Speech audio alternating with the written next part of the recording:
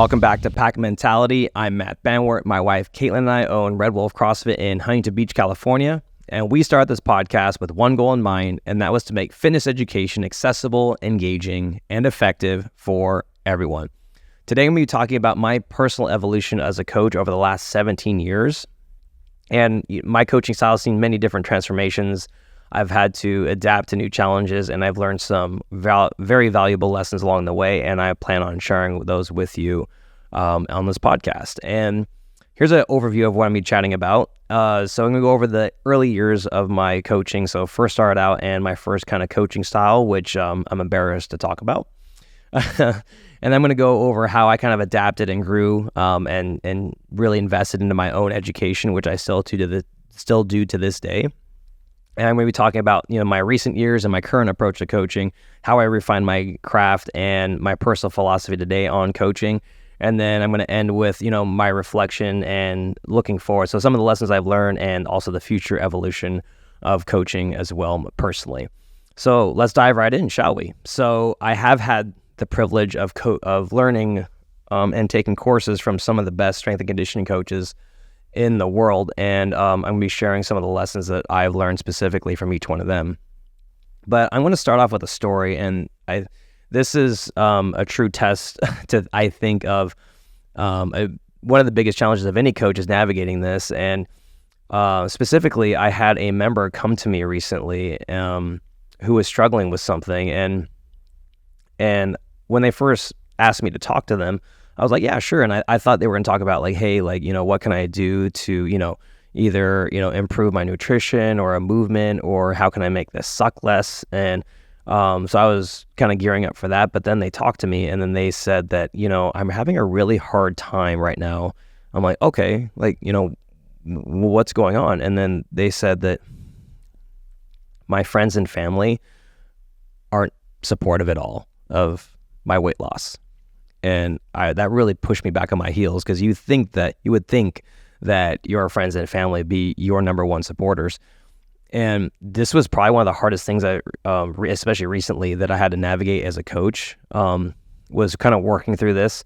And, having unsupportive friends and family was something that I never really thought of, but I'm sure this is extremely common. So I think this would be relatable to a lot of you. And basically what happened was that they saw that they were losing weight. Their friends and family saw that this person was losing weight, and they were like, oh, so you think you're better than us?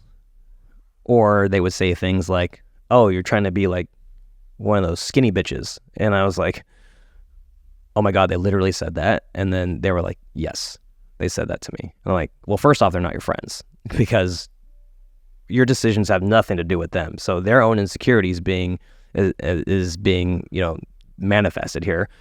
And also, do you really want to be friends with people who aren't supportive of you, even if family included?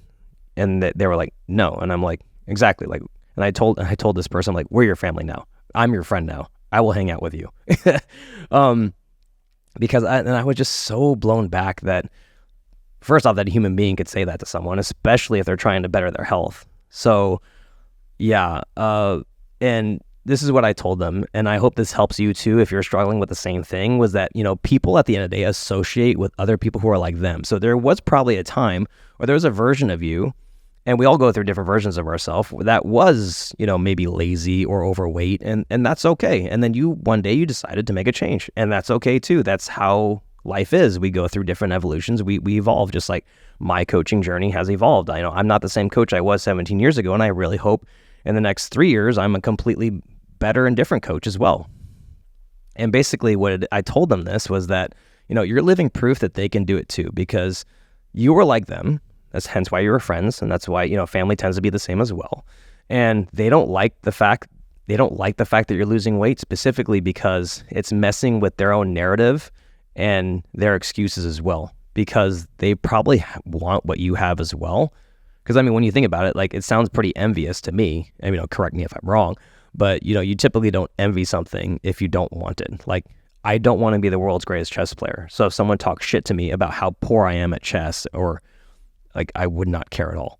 So the fact that they're lashing out at you means that they do care about their weight, or they do care about their health. but they want the best version of you that best serves them. And that's a key takeaway if you're listening to this and you're struggling with it, that at the end of the day, you are an adult, you're a big kid, you can make decisions, and your decisions, especially regarding health, is no one else's business at all whatsoever.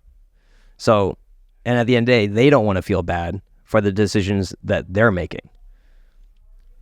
So that's all I have to say about that. And, if you're one of those people that hold someone else back, well, shame on you. So please don't do that.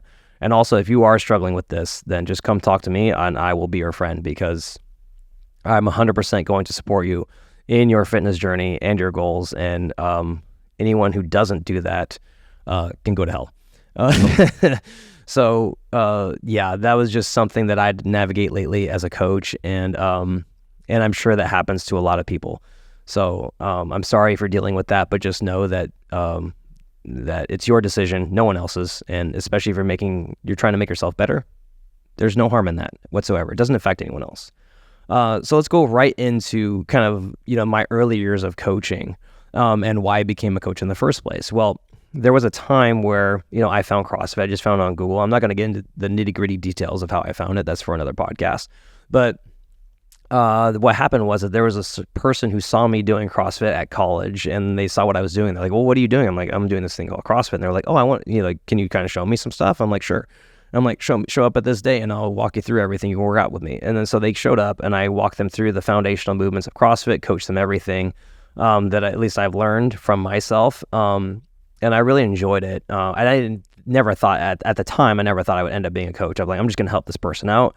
They're a friend of mine anyways, and we'll work out together. I'll have a workout buddy. And then I ended up really liking it. It ended up starting to spread, where people were like, hey, this guy Matt is doing this thing called CrossFit. And at the time, CrossFit was not known at all. This is 2007, so CrossFit is not known yet at all. And people started just kind of very one by one. People started coming to me, and I ended up coaching a group, and it grew up to like 20 people. Where I would coach people. Like, we didn't have enough equipment to do this. I would coach like once or twice a week, and I would just take people through workouts, and then I would usually work out before or after by myself. And that was probably like my initial challenge and obstacles I had to overcome, was simply just because of equipment, because it spread very quickly, because it was just so contrarian to what everyone else was doing. Because at the time, it was like you either did bodybuilding or you did bodybuilding. It was like you did machines or you did free weights. It was like those were your options. Or you did cardio. You were a cardio person.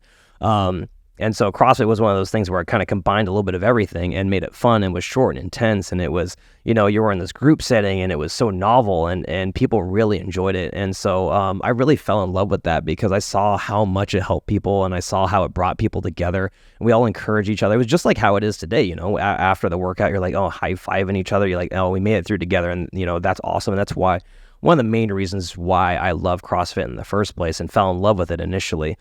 And one of the biggest lessons I learned in that first place was that, having a group of people or a collective goal, or, people who, it doesn't matter if you were fit or not, as long as you were working hard, that, we all got along. So it didn't matter what background you were in. Like, I had people who were super fit. I had people who never worked out in their life who were training in these groups. And it was really cool to see. I was like, man, like, it doesn't matter, because we're all in the same collective environment, and we're having fun together, and everyone's bettering each other. And I saw how much, specifically mentally, and how all the mental health benefits as well. And so that was really cool. And then my first kind of coaching style was that I was pretty dogmatic about just the CrossFit style. Now I'm a little bit more broad. And my original kind of coaching methods was just pure CrossFit, because I didn't really know how to do anything else at the time. And I don't think necessarily that was a bad thing, because it really made me zone in my focus. And I'm really glad that I did that, because I was pretty much only doing CrossFit. And then as I kind of evolved throughout the gym, especially recently, we do incorporate a lot of traditional lifting methods or other strength and conditioning methodologies, which actually enhance CrossFit, in my personal opinion. And the early results that we got were amazing, because people would get stronger. They would get faster. And especially at the time, because most people just lifted back then, or you did cardio, or if you did do it, you would do it separately. So by combining it, people's work capacity got up drastically. And then when the CrossFit Games came around, this was kind of a detriment to my coaching style, was the fact that I became very competitive. I went to regionals a few times and I wanted to go to the CrossFit Games, and this kind of was a backtrack to what I initially started, because when I first started CrossFit and I first started coaching it, the CrossFit Games weren't really that popular yet. And once it became popular, everyone, including me, hopped on the competition train. And the thing that detracted from that was the fact that I kind of started ignoring the regular people who were coming in who were just wanted to get fit. And that was definitely a problem, because those are the people who need the most help. Like your super athletic people, like, don't get me wrong, I love coaching them. There's nothing, wrong about being competitive or anything. It was super enjoyable to coach them. But at the same time, there's the majority of the people, especially nowadays, they need a lot of help just getting off the couch and getting moving and doing something fun and sustainable. And those early days, I was way too focused on, like, if you're super athletic, I was like mainly coaching you. If you were just like an overweight person who want to get fit, I didn't coach you as much. And that was, I'm really ashamed to say that that's how I coached. And I really regret that, because there's probably thousands of people who I could have helped and helped been a lot better with and helped them reach their goals. And it was probably my fault that I turned them off of CrossFit, specifically because of my coaching style. And I'm very ashamed and embarrassed to say that. And I'm not proud of that at all. No, I'm not. And I'm not okay with that. And that's why I do care. I try to do a much better job caring about how I coach and how, I come across, especially to people who are new to fitness. And, I still mess up. I'm not perfect, but I'm really trying to do a much better job of doing that to this day. And that was probably the reason why my gym suffered business-wise too, is because I focused so much on the competitive nature that, financially we weren't doing that great. We weren't doing great for like 6 to 8 years because specifically it was just all about competing and going to regionals. I didn't care about anything else. And now my approach has definitely changed. And I'll talk more about that as we get in later. But I'm going to kind of go into the mid-career development and kind of adapting and growing out of this kind of competitive environment into more of a fitness realm. And one key moment that actually led to a change in my approach to coaching was I had this person come in, and I'll just call her Susan. And Susan came in, and she was inquiring, like, hey, will this help me lose weight? Will this? And I kind of was like, yeah, like CrossFit is this, it's competitive, it's like, kind of hardcore, like where it's badass and all this stuff, classic, Matt, douchebag Matt, talking about how cool it is and what we do, like we'd all do all these cool tricks and stuff. And that was actually a huge turnoff for Susan. And she obviously decided not to sign up, like rightfully so. Like, it was just super intimidating. And if you were at our old gym, you remember that was a pretty intimidating environment. And we've definitely evolved since then. And then 6 months later, I ran into her.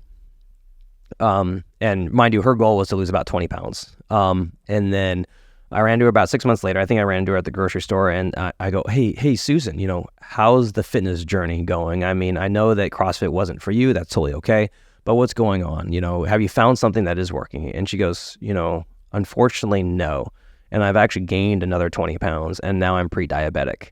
And that was a huge, like, oh shit moment for me, when I was like, man, like, I focused so much on, me, like, we're so good at this, like, we do CrossFit, it's hardcore, and it totally turned her off and made her super intimidated. Now looking back, obviously, I know she was intimidated of the gym, and now she's pre-diabetic. Her fitness has gotten worse, and this is the exact opposite of what a coach should do. My job is to help keep you motivated, to make it comfortable, to tell you that you can do it. And I was just way too hardcore about CrossFit at the time, and yeah, it really kind of hurt me not mentally.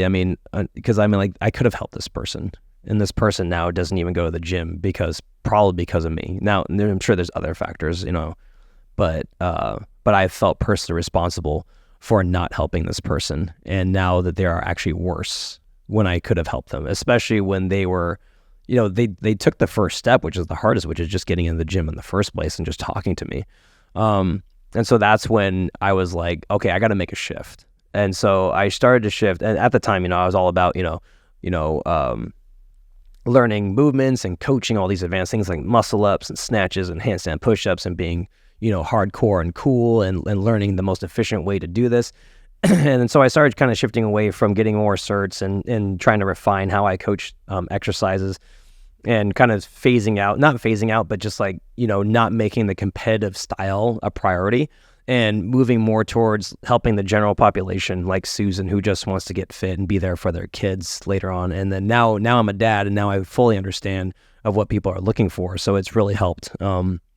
And so I started to look more into like the psychology of coaching and behind that and, why people make these kind of decisions, and, what really drives them, but, behind either motivation or things of that nature. And so, yeah, I started really diving into things like that. And this is actually when I started trying to be like, okay, well, what can I do to make my CrossFit gym specifically better? Like, I still want to do CrossFit, but at the same time, I still want to help people who need to do CrossFit, but aren't quite ready for that yet. And I know those of you who are at my gym now realize we have levels and we modify everything. We mix and match. We'll change things completely for you. But at the time, we didn't do that. It was like, you do this or that's it.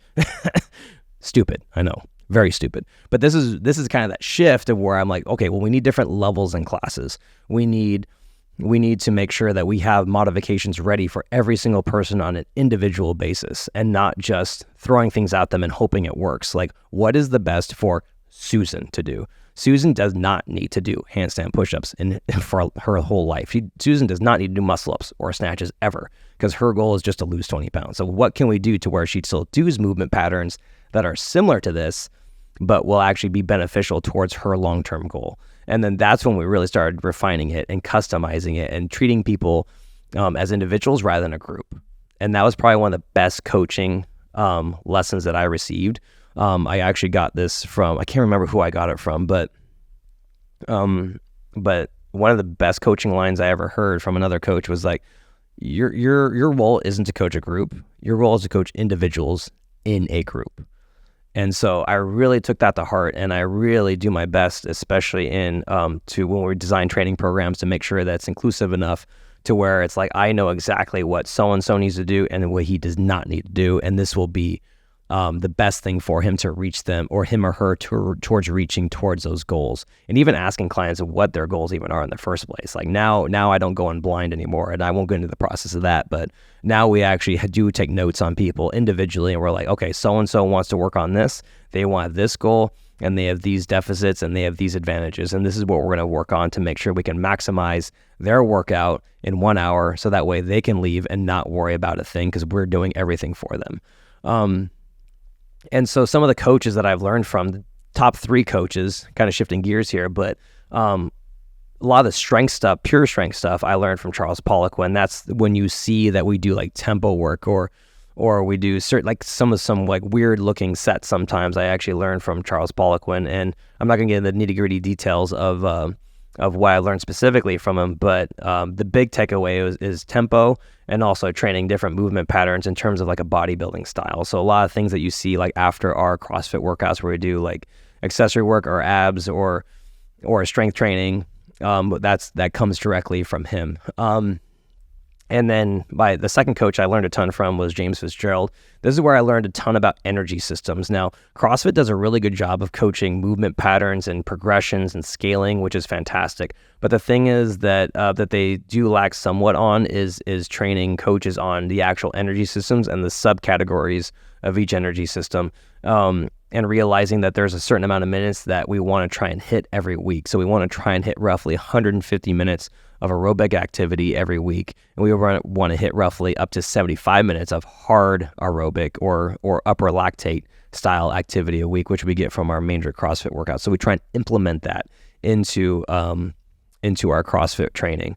And I won't go into the science behind that because I don't want to bore you, but that's just something that I learned, was that there's movements, there's muscle groups that we need to work on 10 to 20 sets a week. And we want to try and accumulate a certain amount of minutes of each energy system within reason. And then finally, one of the last coaches I had was gold medalist Lydia Valentina, a world champion weightlifter as well. And she didn't speak a lick of English, so I had to have a translator, but I was asking her a ton of questions on, because I thought there was some magic sauce to strength training, or, there was some magic bullet that I was missing. And then when she walked me through her training and everything, because I thought that Olympian had some sort of trick up their sleeve. And I was completely wrong, because I looked at their training and they explained everything, and it was so simple. And that was and for the reason why that was such a big coaching moment or aha moment for me as a coach was realizing that there really is no secret sauce. That was I was really trying hard to find a little golden nugget or silver bullet that was just going to make my training programs just go through the roof and I would be famous and rich. But there wasn't. It was just the same stuff repeated over and over again with everything that I've seen before, everything I already knew, everything I've already been coached on before. It's just about repeating the fundamentals over and over again. And talking to her and being coached by her was a huge benefit for me as a coach, because it made me realize that's just about doing the common uncommonly well. And CrossFit does a really good job of this. It's called virtuosity, which is what I just said, doing the common uncommonly well and just sticking to the fundamentals over and over again, repeating the boring fundamentals. And it's not fun, especially for me as a coach when you want to coach advanced things. So that was really cool for me to see, and that was a huge influence on my impact on how I coach today. Now I'm going to kind of move on to the different training styles that I've kind of expand upon, and we incorporate a lot of different things at our gym, and I've learned a ton from peers and mentors. And the training style that we do is we definitely do focus a little bit more on strength, and the main reason being that I just see that when you focus on building muscle and you focus on building strength, it just solves a lot of problems. And that's where I learned a ton from Charles Poliquin and James Fitzgerald and Lydia Valentine, all great strength coaches. And the big takeaway from that was that I just saw that when you do focus on that fat tends to come off with it, because I've said this before, but 1 pound of muscle burns an average of 6 calories per day, and then 1 pound of body fat mass burns about an average of only 2 calories per day. So we found when we focus specifically on building strength and muscle mass that lo and behold, body fat mass would start coming off of. And so it really narrowed the focus on what we will focus on as a gym. And not to mention that especially as you age, that testosterone starts to drop regardless of your gender. And so when we do incorporate a lot of resistance training, a lot of strength training, a lot of barbell work, that the hormonal levels tend to be a little bit more balanced. Now, I don't have any data to back this up, unfortunately, but there is science behind that, hey, having more muscle mass is better for you. I mean, shocker. So especially as you age, it's harder to put on muscle mass, and also prevents you from injury, and it protects your tendons and ligaments as well. So that's kind of the philosophy behind Red Wolf itself. Just a little side quest there for you. Now I'm going to get into the recent years and current approach to coaching, and some of the most impactful lessons I've learned over the last few years was that, same thing is just stick to the fundamentals, just stick to the basics, that no one's above the basics, and to make sure that we're coaching everyone as customized as possible. And that's really what we were refined to. And one of my greatest accomplishments as a coach is actually coaching my wife Caitlin on coaching, and I'm really proud that I was able to help her develop her into the coach that I wanted to, that I really felt like I could mold her into. And it's really cool because I never thought that I would have a coach as good as Caitlin, and I really think that she's better than me now as a coach, and she's still learning, which is great, and she's still interested, and it's really fun to see how that's moving along. And clients' needs and goals have definitely changed for sure. And just what I've seen recently is that people are getting more and more overweight, and it's really, especially at such young ages, and it's really hard to reverse that sometimes. Just because it's like, man, we're starting at such a deficit. And we have the InBody scanner, so we have data to back this up. But yeah, there's just something I've seen lately that we're really trying to attack really hard is helping people lose specifically body fat mass. And kind of like the current philosophy today and how it's kind of evolved in terms of coaching is really navigating more of like the emotions and the feelings behind these decisions, because it's one of those things where it's like we all know we need to do this, but for some reason we still tend to not do it because like either we'll make up some reason, like we're tired, like we're hungry, or there's something going on. I'm stressed out, and that's completely normal and totally fine. And I'm just going to share something that that one of my other coaches, one of my mental fitness coaches, have shared with me that helped me a ton, and I hope that you get a lot out of this too. Was that she told me, she's like, Matt, it's okay to feel this. Like we all feel this way. Now, what I want you, and she told me, she goes, what I want you to do is, I want you to take a moment, and I want you to feel the emotion. Don't fight it. Just feel it. Let yourself feel it, accept it. She's like, give yourself time, and then get into problem solving mode. And so I really wish I could take that back and tell myself that in an earlier age, was like, because sometimes, I think a lot of times we make decisions, and I do see people make decisions, especially when it comes to fitness and nutrition, based on how they feel, not based on what they need to do. And at the end of the day, it's like, it doesn't really matter how you feel, it just matters what you do. And and that really helped me, was like, okay, I'm feeling this emotion. It's a hormonal response to an expectation. I'm not going to fight it. I'm going to let myself feel it, and I'm going to get into problem solving mode. And that helped me a ton, and I really hope that helps you too. And that's something I've been coaching a lot more people on lately, was that, I feel like I've gotten the movements down, I've gotten the energy systems down, I've gotten some of the nutrition stuff down, and coaching movements. But there's a whole another side of coaching when it comes to navigating emotions and feelings, which will help propel people, and which will help people fight the whole motivation deficits, and will help them actually sustain this for the rest of their lives, hopefully. And sometimes after all these years of CrossFit, sometimes the last thing I want to do is go do CrossFit. I've been doing CrossFit for 17 years now. I've been coaching for 17 years now. I've been coaching ever since I started. And sometimes, like, believe me, even recently, it's like, man, I really don't want to work out. Today, I didn't want to work out, and I still worked out, and I feel so much better now. And it's really helping me record this podcast. But, I do it despite how I feel. And I always remind it, it's not how you feel, it's what you do despite how you feel. And that every time I work out, I usually pull a 180. 9 times out of 10, it's like my day completely gets turned around. I'm productive again, and I feel better. I feel better mentally. I'm clear-headed. I'm not foggy. And so yeah, just remember that at the end of the day, that your emotions and your feelings are just a hormonal response. That's all they are. They're not technically even, they are real, but it doesn't matter, because at the end of the day, the only thing that matters is what you do about it. And yeah, I hope that helps, because that's really helped me a lot. I'm going to kind of move into to reflection and looking forward. So this is like my last little section here before I wrap things up. And the key takeaways from the last 17 years coaching is more of just like kind of like what I wish I knew when I first started. And the main lesson is, for me, is just that, play the long game, that fitness is a journey with no end date. And I remember getting super into CrossFit and being like, oh man, I got to learn everything right now. I got to be good at everything right now.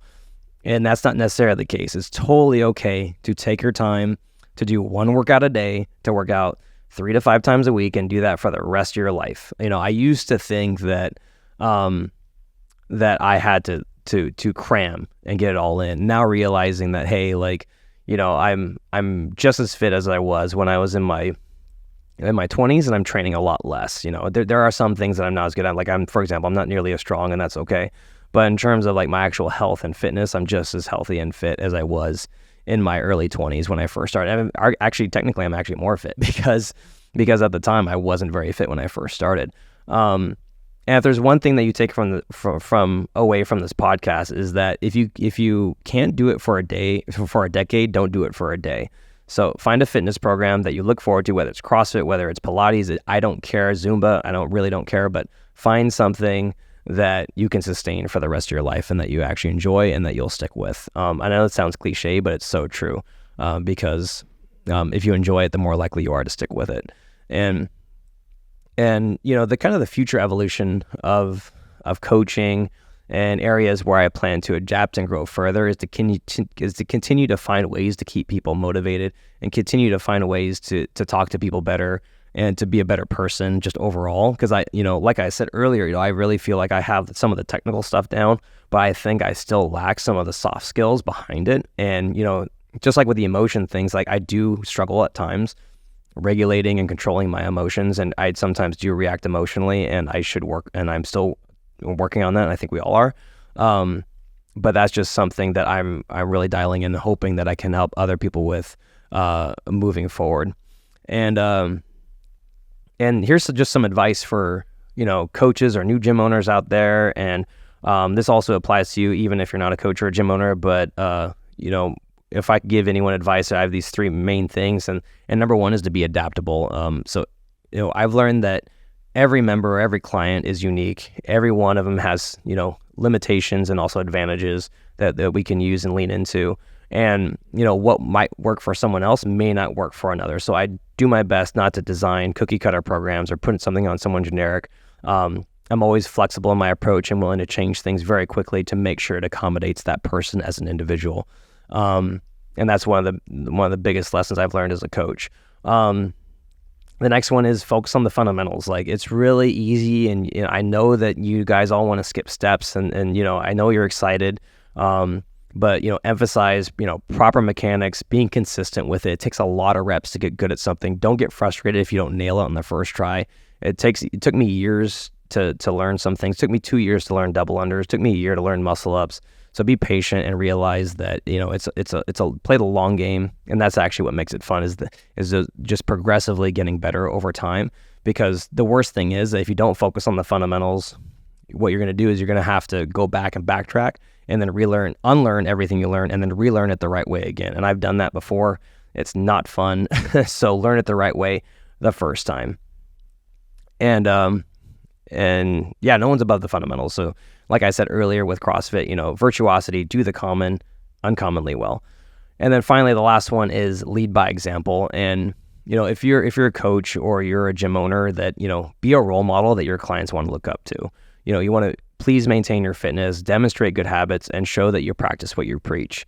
It's absolutely imperative, because, you wouldn't want to take financial advice from someone who's poor. I wouldn't want to work out with someone who's not fit and doesn't live the lifestyle by example. And that's the advice I have to give. And yeah, just a quick recap on everything, everyone, is that, my early days, I wasn't the greatest coach, that I was super competitive, and that I've really evolved over the years and really learned that individual needs come key, and that the fundamentals, that I'm not above them. And I've really learned that, especially recently, that about just feeling the emotions, not trying to block it out and ignore it, but just feeling it, not fighting it, and then getting into problem solving mode as fast as possible is probably one of the greatest lessons I've learned, at least recently, as a coach, and something that I'm trying to do better as an individual, and trying something that I pass on to everyone who I coach. Yeah, and that just does it. So I really hope this was helpful. If it was, please leave me a 5-star review so I know to make more content just like this. Please follow us on social media at Red Wolf CrossFit and DM your content suggestions there. We'd love to hear from you. Until next time, good luck, have fun. Nailed it.